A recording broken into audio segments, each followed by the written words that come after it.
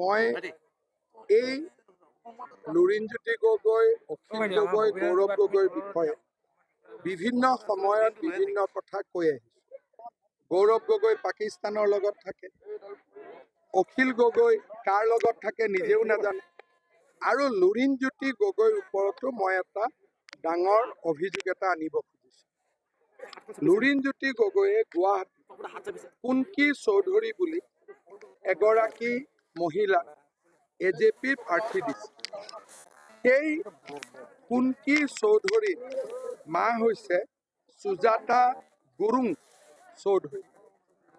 তেওঁ হৈছে ছিকিমৰ মহিলা আৰু কুন্কি চৌধুৰী তেওঁৰ মা।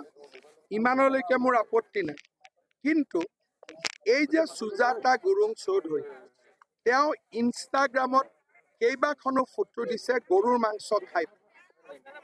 মই এখন ফটো আপোনালোকক দেখুৱাব খুজিছোঁ। এইটো হৈছে কুন্কি চৌধুৰীৰ মা সুজাতা গুৰুং চৌধুৰী। এই গৰুৰ মাংসৰ পিচটো লৈ তেওঁ গৰুৰ মাংস খাই তেওঁ আমাৰ সনাতনী লোকক প্ৰত্যাহ্বান জনাইছে।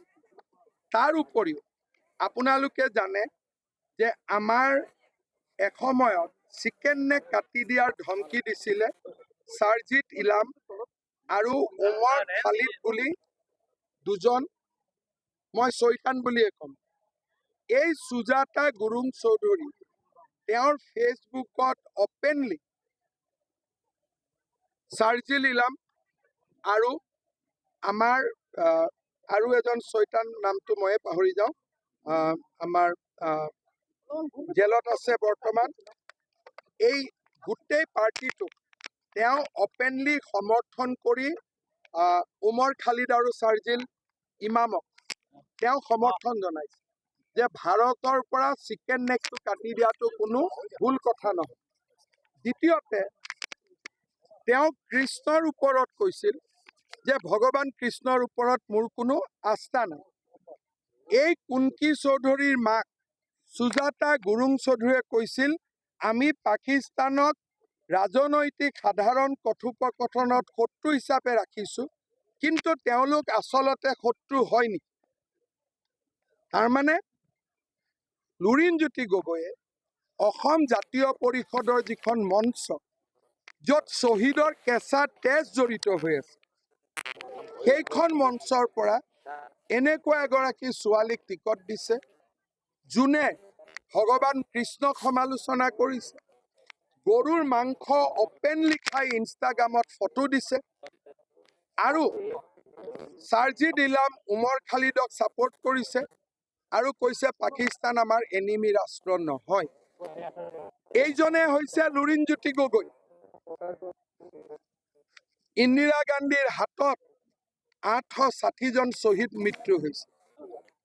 লুৰিণজ্যোতি গগৈক ইলেকশ্যন জিকাবৰ কাৰণে গান্ধী ফেমিলিৰ প্ৰয়োজন আছে। আমিতো আছুৰ নেতা লুৰিণজ্যোতি গগৈৰ দৰে জেনেৰেল ছেক্ৰেটাৰী নাছিলোঁ। যিটো আছুৰ প্লেটফৰ্মত আন্দোলন কৰি 860 জন শ্বহীদ হ'ল, তাত আমি মাতা বেলেগ কথা, গৌৰৱ গগৈয়ে মাতা বেলেগ কথা, লুৰিণজ্যোতি গগৈয়ে প্ৰিয়ংকা গান্ধীক কিয় মাতিবলগীয়া? তাৰমানে MLA হোৱা আৰু MLA হৈ কোনোবা এগৰাকীক বিয়া কৰোৱা, এইটোৱে মোৰ জীৱনৰ আজি আল্টিমেট লক্ষ্য। তাৰ বাদে মোৰ জাতি মাটি ভেটিৰ প্ৰতি কোনো মৰম নাই। মই লুৰিণজ্যোতি গগৈক প্ৰত্যাহ্বান জনাম, কুন্কি চৌধুৰীৰ মাকৰ বিষয়ে মই কোৱা কথাখিনি তেওঁ মোক প্ৰত্যাখ্যান কৰক।